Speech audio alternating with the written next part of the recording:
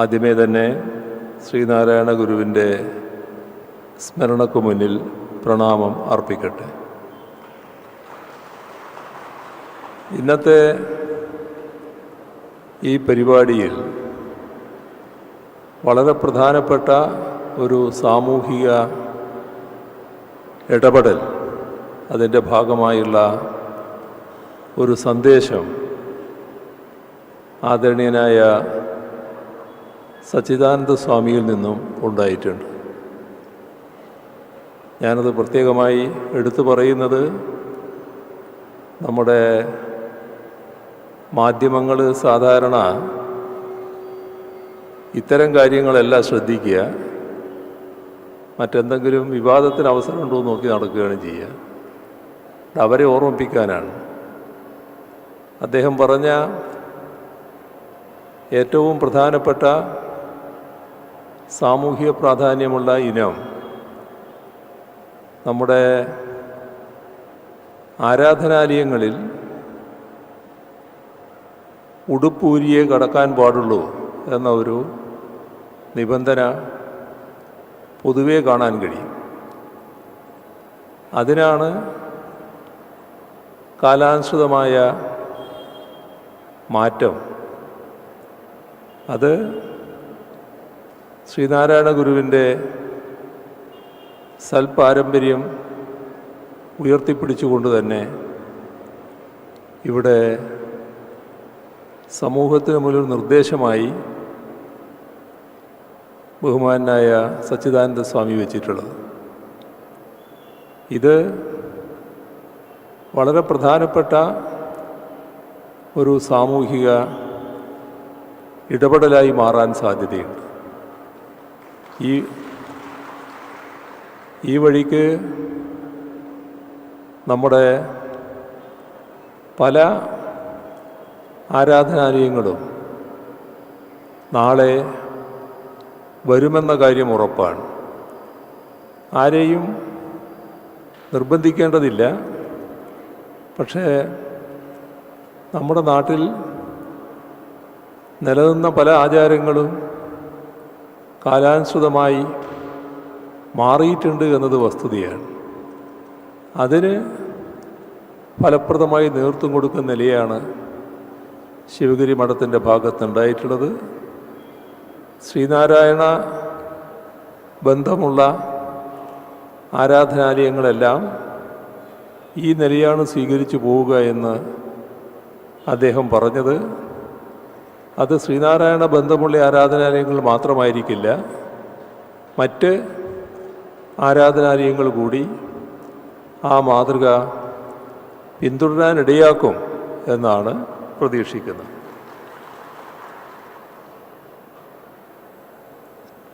ഈ സമ്മേളനം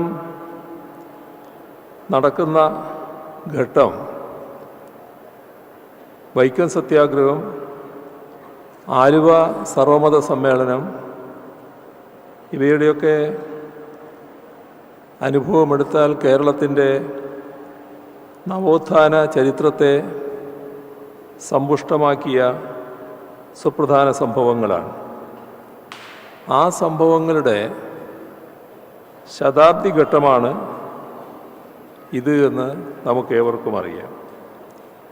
ആ ചരിത്ര സംഭവങ്ങൾ മുന്നോട്ട് വച്ച ആശയങ്ങളും അവയുടെ പശ്ചാത്തലത്തിൽ ഒരു നൂറ്റാണ്ട് മുൻപ് മഹാനായ ഗുരു ഉദ്ബോധിപ്പിച്ച കാര്യങ്ങളും എല്ലാം ഏറെ പ്രസക്തമായി തുടരുന്ന അത്തരമൊരു കാലത്താണ് ഈ സമ്മേളനം നടക്കുന്നത് എന്ന് നാം ഓർക്കണം. ലോകത്തിൻ്റെ പല ഭാഗങ്ങളിലും മതത്തിൻ്റെ പേരിലുള്ള ചിന്തകൾ തീവ്രവാദത്തിലേക്കും ഭീകരവാദത്തിലേക്കും നീങ്ങുന്നതിൻ്റെ റിപ്പോർട്ടുകളാണ് നിത്യേന പുറത്തു വരുന്നത്. വംശീയ വേർതിരിവുകളാലും അതിൻ്റെ അടിസ്ഥാനത്തിലുള്ള സംഘർഷങ്ങളാലും ലോകത്തിൻ്റെ പല ഭാഗങ്ങളിലും ചോരപ്പുഴകൾ ഒഴുകുന്നുണ്ട്. പിഞ്ചു കുഞ്ഞുങ്ങൾ, സ്ത്രീകൾ, പാവപ്പെട്ട സാധാരണക്കാരായ ഒരുപാട് ആളുകൾ ഇതിൻ്റെ ഭാഗമായി ജീവൻ വെടിയേണ്ട അവസ്ഥ പോലും വന്നു ചേരുന്നുണ്ട്. മനുഷ്യർക്ക് വംശീയമായ വിദ്വേഷത്തിൻ്റെ തീജ്വാലകളിൽ നിന്ന് രക്ഷപ്പെടുന്നതിന് ആ പ്രദേശത്തു നിന്ന് തന്നെ കൂട്ടപ്പലായനം ചെയ്യുകയാണ്, ഓടിപ്പോവുകയാണ് ജീവൻ രക്ഷിക്കാനുള്ള വ്യഗ്രതയിൽ. ഇവിടെ എല്ലായിടത്തും ചോർന്നു പോകുന്നത് മനുഷ്യത്വമാണ്. അത് പാലസ്തീനിലായാലും അഫ്ഗാനിസ്ഥാനിലായാലും മണിപ്പൂരിലായാലും മറ്റെവിടെയായാലും ഓരോ വംശീയ സംഘർഷവും മുറിവേൽപ്പിക്കുന്നത് മനുഷ്യത്വത്തിനാണ്. ചോർന്നു പോകുന്ന മനുഷ്യത്വം മനുഷ്യരിൽ ഉൾച്ചേർക്കുവാൻ എന്താണ് വഴി? അത്തരമൊരു ആലോചനയിലേക്ക് നാം കടന്നാൽ ഗുരു സന്ദേശങ്ങൾക്കുള്ള പ്രസക്തി കൂടുതൽ വ്യക്തമായി വരും. ജാതിയുടെയും മതത്തിൻ്റെയും വംശത്തിൻ്റെയും പേരിൽ അക്രമം നടത്തുന്നവരിലേക്ക് പല മതസാരവുമേകം എന്ന സന്ദേശം എത്തിക്കാൻ കഴിഞ്ഞാൽ അത് വലിയ തോതിൽ മാറ്റങ്ങൾ സൃഷ്ടിക്കും. കൊല്ലുന്നതും എങ്ങനെ ജീവികളെ എന്ന ഗുരുവിൻ്റെ കാവ്യശകലം എത്തിക്കാൻ ഇതോടൊപ്പം കഴിയേണ്ടതുണ്ട്. മതമേതായാലും മനുഷ്യൻ നന്നായാൽ മതി എന്ന ഗുരുവചനത്തിൻ്റെ വെളിച്ചവും എത്തിക്കാൻ കഴിയേണ്ടതുണ്ട്. മനുഷ്യാണാം മനുഷ്യത്വം ജാതി എന്ന മനുഷ്യൻ്റെ ജാതി മനുഷ്യത്വമാണ് ഗുരുവിൻ്റെ സന്ദേശം എത്തിക്കാൻ കഴിയണം. അതായിരിക്കും നിഷ്ഠുരതയെ മനുഷ്യത്വം കൊണ്ട് പകരം വെക്കാനും അങ്ങനെ വർഗീയ വംശീയ വിദ്വേഷങ്ങളെയും അവയുടെ അടിസ്ഥാനത്തിലുള്ള നരമേധങ്ങളെയും ഒഴിവാക്കാനുള്ള വഴി. അതുകൊണ്ടാണ് ഗുരു സന്ദേശങ്ങൾക്ക് സാർവദേശീയവും സാർവകാലികവുമായ പ്രസക്തിയുണ്ട് എന്ന് പറയുന്നത്. ഗുരു ജീവിച്ച് മനുഷ്യത്വം പടർത്തിയ മണ്ണാണിത്. അതുകൊണ്ടാണ് കേരളത്തിൽ വംശീയ വിദ്വേഷം അത്ര ഭീകരമായ തോതിൽ ആളിപ്പടരാതിരിക്കുന്നത്.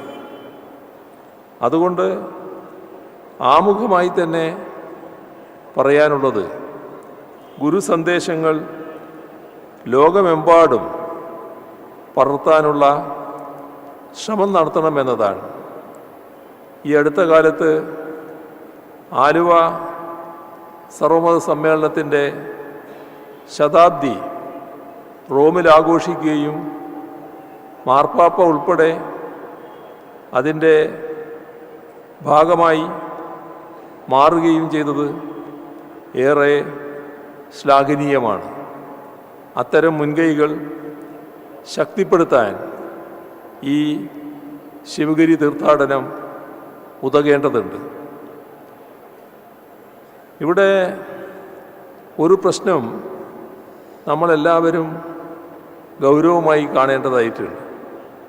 അത് സനാതനധർമ്മത്തിൻ്റെ വക്താവും പ്രയോക്താവുമായി ശ്രീനാരായണ ഗുരുവിനെ സ്ഥാപിക്കാനുള്ള സംഘടിതമായ ശ്രമം നടക്കുന്നുണ്ട്.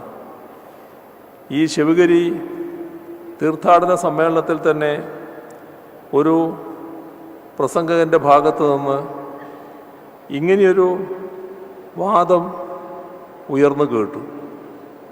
ഗുരു ശിവഗിരി തീർത്ഥാടനത്തെക്കുറിച്ച് സങ്കല്പിച്ചത് തന്നെ സംവാദങ്ങളുടെ വേദിയായിട്ട് കൂടിയാണ്. അതുകൊണ്ട് തന്നെ ആ മിഥ്യാധാരണ തിരുത്തേണ്ടത് ഇവിടെ വെച്ച് തന്നെയാണ് എന്ന് കരുതുകയാണ്. ശ്രീനാരായണ ഗുരു സനാതനധർമ്മത്തിൻ്റെ വക്താവോ പ്രയോക്താവോ ആയിരുന്നില്ല. മറിച്ച് ആ ധർമ്മത്തെ ഉടച്ചുവാർത്ത് പുതിയ കാലത്തിനായുള്ള ഒരു നവയുഗ ധർമ്മത്തെ വിളംബരം ചെയ്ത സന്യാസി വര്യനായിരുന്നു. സനാതനധർമ്മം എന്നതുകൊണ്ട് വിവക്ഷിക്കുന്നത് എന്താണ്? അത് വർണ്ണാശ്രമധർമ്മമല്ലാതെ മറ്റൊന്നുമല്ല.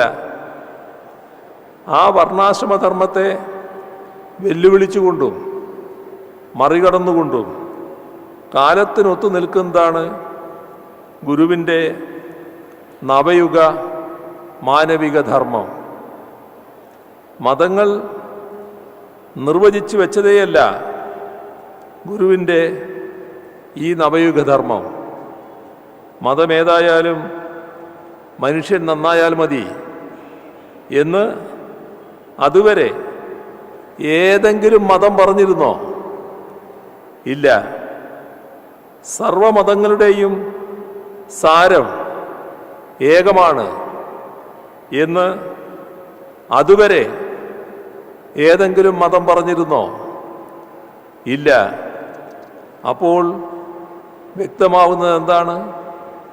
മതാതീതമായ മാനുഷികത്തിൻ്റെ സത്തയെ ഉൾക്കൊള്ളുന്ന മനുഷ്യത്വപരമായ വിശ്വദർശനമാണ് ഗുരു ഉയർത്തിപ്പിടിച്ചത് എന്നതാണ്.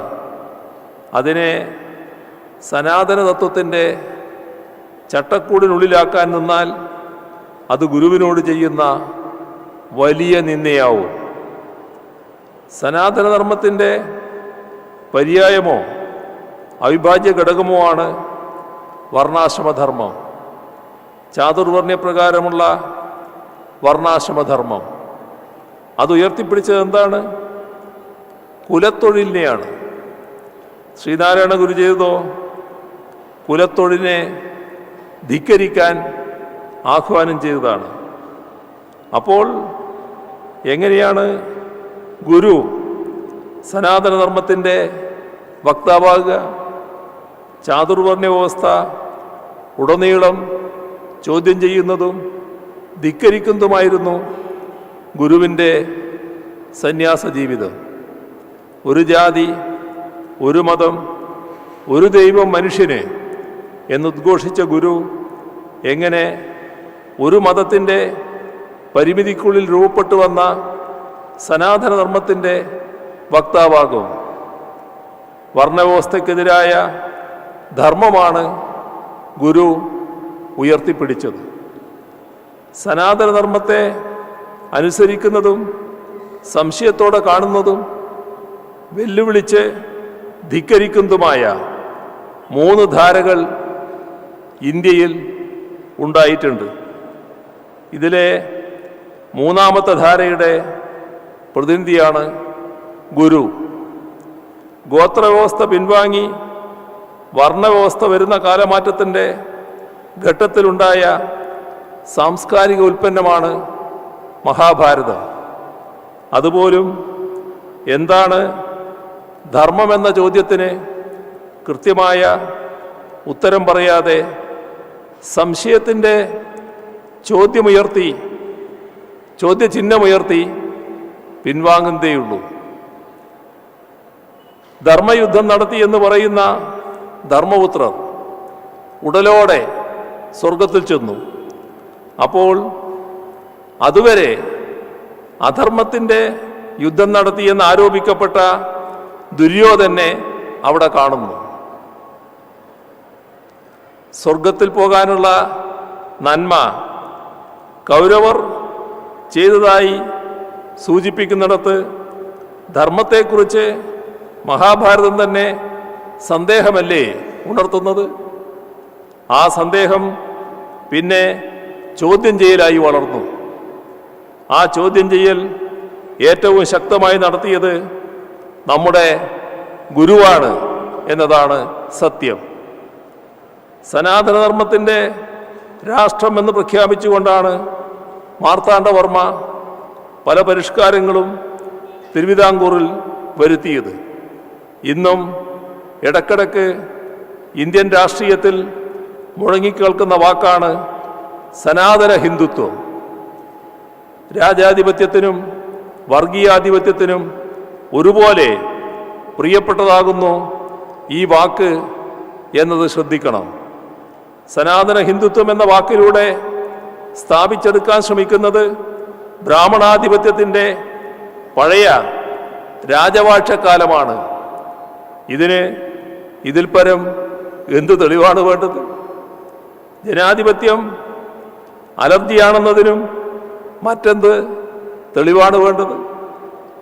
സനാതന ഹിന്ദുത്വം എന്നത് അതിമഹത്വവും അഭിമാനകരവുമായ എന്തോ ഒന്നാണ് എന്നും അതിൻ്റെ പുനഃസ്ഥാപനമാണ് എല്ലാ സാമൂഹ്യ പ്രശ്നങ്ങൾക്കുമുള്ള ഏക പോംവഴി എന്നുമുള്ള വാദം ശക്തിപ്പെടുന്ന കാലമാണിത്. ഇതിൻ്റെ മുഖ്യ അടയാളവാക്യമായി അവർ ഉയർത്തിക്കാട്ടുന്നത് ലോകാ സമസ്തോ സുഖിനോ ഭവന്തു എന്ന ആശയവാക്യമാണ്. ലോകത്തിനാകെ സുഖമുണ്ടാവട്ടെ എന്നതാണ് ഇതിൻ്റെ അർത്ഥം. ഇത് ഒരു വിധത്തിലും എതിർക്കപ്പെടേണ്ടതല്ലല്ലോ. ഏറ്റവും ഉദാത്തമായ ഒരു സങ്കല്പമാണല്ലോ. ലോകത്ത് ഇത്ര ശ്രേഷ്ഠമായ ഒരടയാളവാക്യം മുന്നോട്ട് വെച്ചത് ഹിന്ദുത്വം മാത്രമല്ലേ? ഇതൊക്കെയാണ് ഉയർത്തുന്ന വാദങ്ങൾ. ഈ വാദം ആവർത്തിക്കുന്നവർ ഇതിന് തൊട്ടു മുൻപുള്ള വരി ബോധപൂർവം മറച്ചു വെക്കുന്നുണ്ട്. ഗോ ബ്രാഹ്മണേഭ്യോ ശുഭമസ്തു നിത്യം. ഗോ ബ്രാഹ്മണേഭ്യോ ശുഭമസ്തു നിത്യം. ഇതാണ് തൊട്ടു മുൻപുള്ള ആ വരി. എന്ന് പറഞ്ഞാൽ ഗോവിനും, അതായത് പശുവിനും, ബ്രാഹ്മണനും സുഖമുണ്ടാവട്ടെ എന്നർത്ഥം. ഇതൊന്ന് ചേർത്ത് വായിക്കുക. അങ്ങനെ വന്നാൽ അതിൻ്റെ അർത്ഥം നമുക്ക് മനസ്സിലാകും. പശുവിനും ബ്രാഹ്മണനും സുഖമുണ്ടായാൽ ലോകത്തിനാകെ സുഖമായി. എത്രയധികം ചേർന്നു പോകുന്നു. ലോകാസമസ്തോ സുഖിനോ ഭവന്തു എന്ന സനാതനത്വത്തിൻ്റെ മുദ്രാവാക്യവും ഇന്നത്തെ പശു കേന്ദ്രീകൃത ബ്രാഹ്മണ കേന്ദ്രീകൃത രാഷ്ട്രീയവും എന്ന് നോക്കുക. അക്കാലത്ത് നിലനിന്ന സാമൂഹ്യ അനീതികളൊക്കെ ഇന്ന് മാഞ്ഞുപോയി എന്ന് കരുതാനാവുമോ? അതൊക്കെ പല രൂപങ്ങളിൽ ഇന്നും നിലനിൽക്കുന്നുണ്ട്.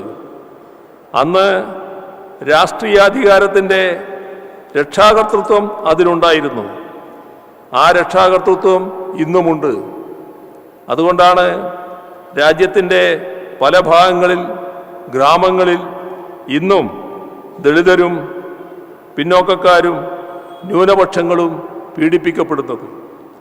അതുകൊണ്ടാണ് ആ പീഡകരൊക്കെ നിയമവ്യവസ്ഥക്ക് മുന്നിൽ നിന്ന് രക്ഷപ്പെടുന്നത്. അതിനൊക്കെ സംരക്ഷണമേകുന്നവരുടെ വാദമാണ് സനാതനധർമ്മവാദം. അതായിക്കോട്ടെ, പക്ഷേ ഗുരുവിനെ അതുമായി ചേർത്ത് വെക്കേണ്ട കാര്യമില്ല.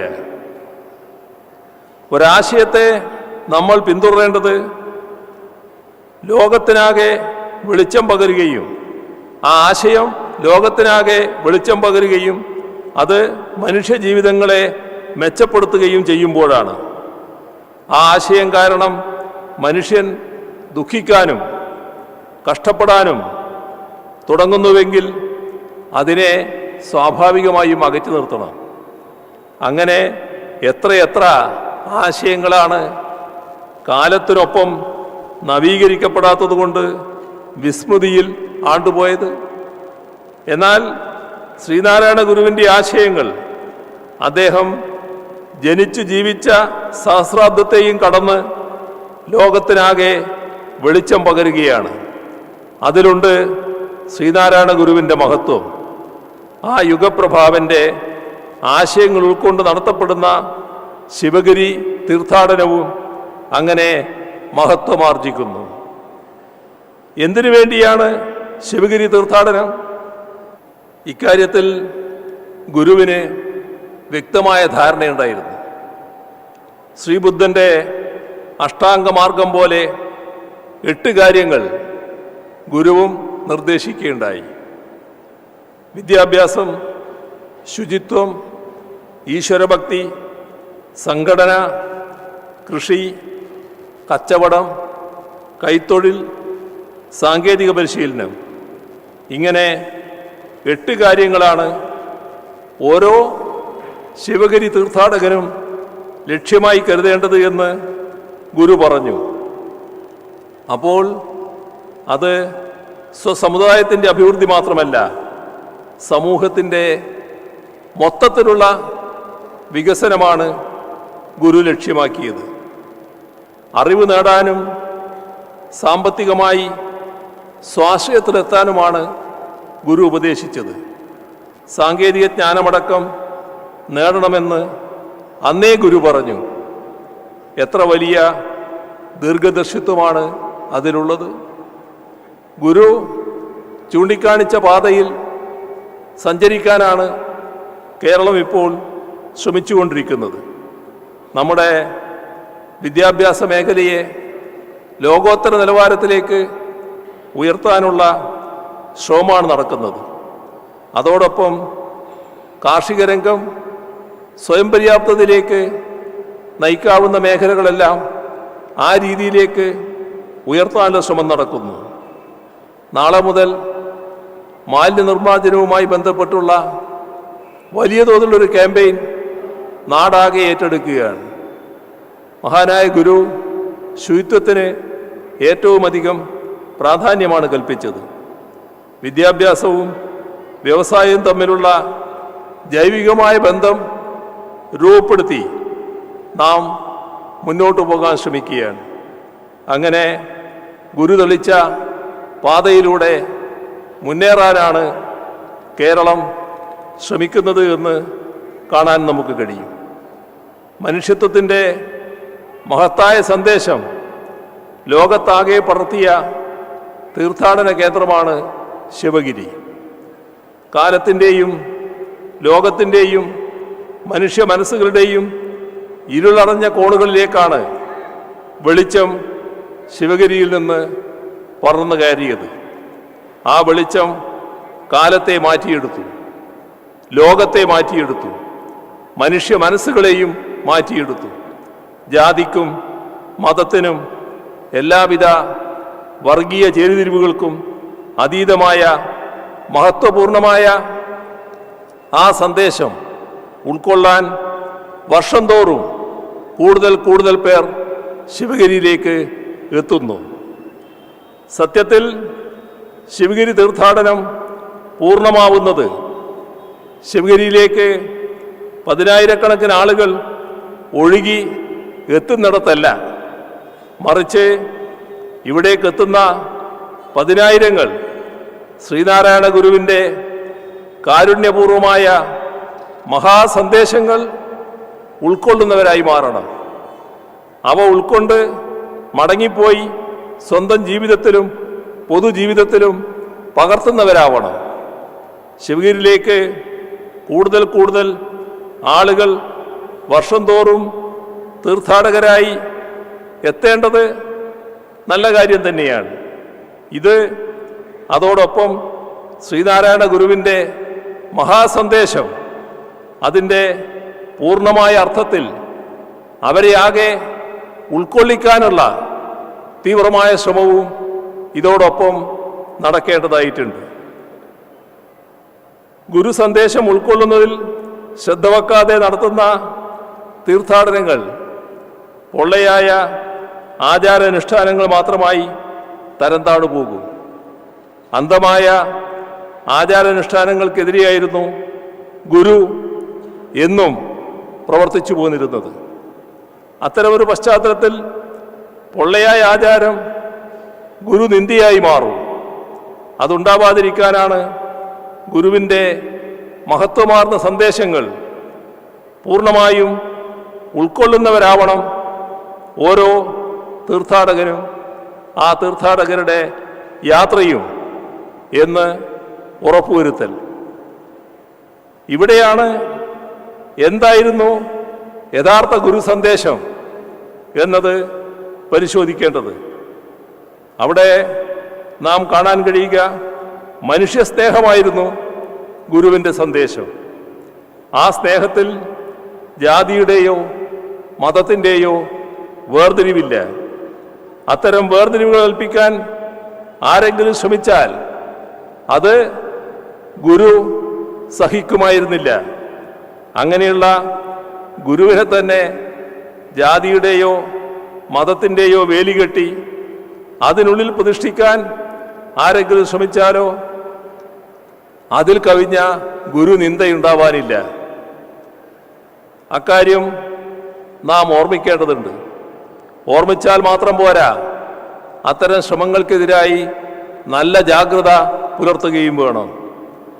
ആ ജാഗ്രതയുണ്ടായില്ലെങ്കിൽ ഗുരു എന്തിനൊക്കെ വേണ്ടി നിലക്കൊണ്ടോ അതിനൊക്കെ എതിരായ പക്ഷത്തേക്ക് ഗുരുവിനെ തട്ടിയെടുത്ത് കൊണ്ടുപോയി പുനഃപ്രതിഷ്ഠിക്കാനുള്ള ശ്രമങ്ങളുണ്ടാവും. ഗുരു എന്തിനൊക്കെ എതിരെ പൊരുതിയോ അതിൻ്റെയൊക്കെ വക്താവായി ഗുരുവിനെ അവതരിപ്പിക്കാനുള്ള ശ്രമങ്ങളുണ്ടാവും. അതുണ്ടായിക്കൂടാ. അത്തരം ദുർവ്യാഖ്യാനങ്ങൾ അനുവദിക്കില്ല എന്ന് ഉറച്ച് പ്രഖ്യാപിക്കാൻ കഴിയണം. സാമൂഹ്യ പരിഷ്കർത്താവായിരുന്ന ശ്രീനാരായണ ഗുരുവിനെ കേവലം ഒരു മതനേതാവായി അല്ലെങ്കിൽ മതസന്യാസിയായി കുറച്ചു കാണിക്കാനുള്ള ശ്രമങ്ങളെ തിരിച്ചറിയണം. ഗുരുവിന് മതമില്ല എന്ന് മനസ്സിലാക്കണം. ഗുരുവിന് ജാതിയില്ല എന്ന് മനസ്സിലാക്കണം. ലോകത്ത് മനുഷ്യരായി പിറന്ന മുഴുവൻ ആളുകൾക്കും എല്ലാ കാലവും ഗുരുവായിരിക്കേണ്ട ഒരു മഹാവ്യക്തിത്വത്തെ നമ്മുടെ പരിമിതമായ കാഴ്ചവട്ടത്തിനുള്ളിലെ ഒരു ജാതിയിലോ മതത്തിലോ ആയി തളച്ചിടുന്നത് ശരിയാണോ എന്ന് ചിന്തിക്കണം. ഗുരുവിൻ്റെ ജാതി എന്താണ് എന്ന് ഒരാൾ ഒരിക്കൽ ഗുരുവിനോട് തന്നെ ചോദിക്കുകയുണ്ടായി. അതിന് ഗുരു കൃത്യമായി മറുപടി പറഞ്ഞു. ചരിത്രം കൃത്യമായി അത് രേഖപ്പെടുത്തിയിട്ടുണ്ട്. ഗുരുവിൻ്റെ വാചകം അതേ രീതിയിൽ ഞാൻ ഉദ്ധരിക്കുകയാണ്. നാം ജാതിഭേദം വിട്ടിട്ട് ഇപ്പോൾ ഏതാനും വത്സരങ്ങൾ കഴിഞ്ഞിരിക്കുന്നു. എന്നിട്ടും ചില പ്രത്യേക വിഭാഗക്കാർ നമ്മെ അവരുടെ വിഭാഗത്തിൽപ്പെട്ടവനായി വിചാരിക്കുന്നു. അക്കാരണത്താൽ പലർക്കും നമ്മുടെ വാസ്തവത്തിന് വിരുദ്ധമായ ധാരണക്കിടവന്നിട്ടുണ്ടെന്നും അറിയുന്നു. നാം ഒരു പ്രത്യേക ജാതിയിലോ മതത്തിലോ ഉൾപ്പെടുന്നില്ല. ഈ വസ്തുത പൊതുജനങ്ങളുടെ അറിവിലേക്കായി പ്രസിദ്ധം ചെയ്തിരിക്കുന്നു. ഇതാണ് ഗുരുവിൻ്റേതായി ചരിത്രം അടയാളപ്പെടുത്തിയിട്ടുള്ള വാക്കുകൾ. ഒരു സംശയത്തിനും ആ വാക്കുകൾ പഴു നൽകുന്നില്ല. എന്നിട്ടും ഗുരു മതാചാര്യനാണെന്ന് പറഞ്ഞാലോ? ഇക്കാര്യങ്ങളിൽ അന്തിമമായി ഗുരുവിൻ്റെ സ്വന്തം വാക്കുകളുണ്ടല്ലോ. അപ്പോൾ വ്യാഖ്യാനിക്കാൻ വ്യാഖ്യാതാക്കളായി നടിച്ച് ആരും പുതിയ ഭാഷ്യവുമായി ഇറങ്ങേണ്ടതില്ല എന്നാണ് പറയാനുള്ളത്. സർവമത സമ്മേളനത്തെക്കുറിച്ച് നേരത്തെ സൂചിപ്പിച്ചല്ലോ. വാദിക്കാനും ജയിക്കാനുമല്ല, അറിയാനും അറിയിക്കുവാനാണ് ഈ സമ്മേളനം എന്ന് സമ്മേളന പന്തലിൽ എഴുതി വെച്ചു. എന്താണ് അതിനർത്ഥം?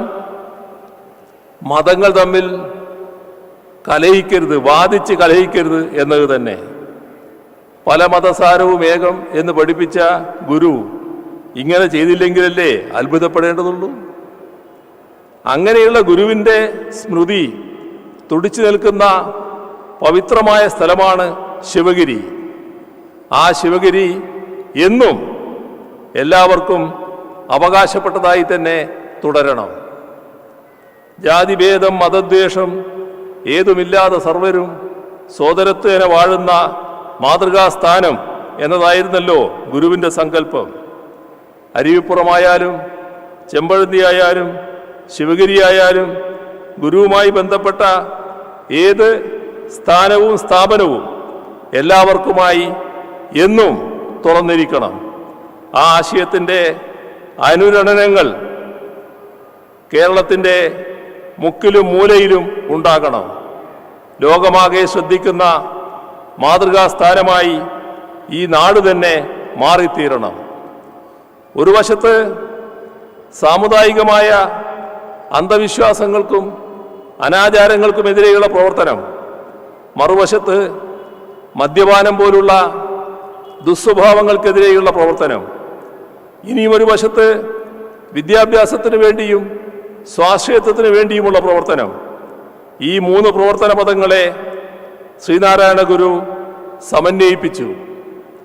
ഇത് കാണാതെ ഗുരുവിനെ ആത്മീയതയുടെ അന്വേഷകൻ മാത്രമായി പരിമിതപ്പെടുത്തി കാണരുത്. ഏകാന്തമായ ഏതോ ഗുഹയിൽ പോയിരുന്ന് ജീവിതാന്ത്യം വരെ പ്രാർത്ഥിക്കുകയല്ല, മറിച്ച് ഈ സമൂഹത്തെ മാറ്റിമറിക്കാൻ സന്ദേശങ്ങൾ കൊണ്ടും പ്രവർത്തികൾ കൊണ്ടും ഗുരു ഇടപെടുകയായിരുന്നു. പ്രാർത്ഥനയല്ല, പ്രവൃത്തിയെ സാമൂഹ്യ മാറ്റം വരുത്തൂ എന്ന് ഗുരു പഠിപ്പിക്കുകയായിരുന്നു. സംഘടന കൊണ്ട് ശക്തരാകണം എന്ന മുദ്രാവാക്യം അക്കാലത്ത് എത്രമാത്രം പുരോഗമനപരമായിരുന്നു എന്നോർക്കുക. ഇക്കാലത്തും അത് വലിയ പ്രസക്തിയുള്ളതാണ്. മറ്റൊരു ഗുരുവും ഇങ്ങനെ പറഞ്ഞിട്ടില്ല എന്നതും നാം ഓർക്കണം. വടക്ക് തീയമഹാസഭ, തെക്ക് ഈഴവ മഹാസഭ, ഇതെല്ലാമുള്ള ഘട്ടത്തിലാണ് ശ്രീനാരായണ ഗുരു അദ്ദേഹം നേതൃത്വം കൊടുത്തുള്ള സംഘടനയ്ക്ക് രൂപം നൽകുന്നത്. ആ സംഘടനയ്ക്ക് അദ്ദേഹം ജാതിപ്പേരല്ല നൽകിയത്. അവകാശങ്ങൾക്ക് വേണ്ടി സംഘടിക്കണമെന്നല്ലാതെ മറ്റു വിഭാഗങ്ങൾക്കെതിരെ സംഘടിക്കണമെന്നല്ല അദ്ദേഹം പറഞ്ഞിട്ടുള്ളത് എന്നതും നാം മനസ്സിലെപ്പോഴും സൂക്ഷിക്കേണ്ടതാണ്.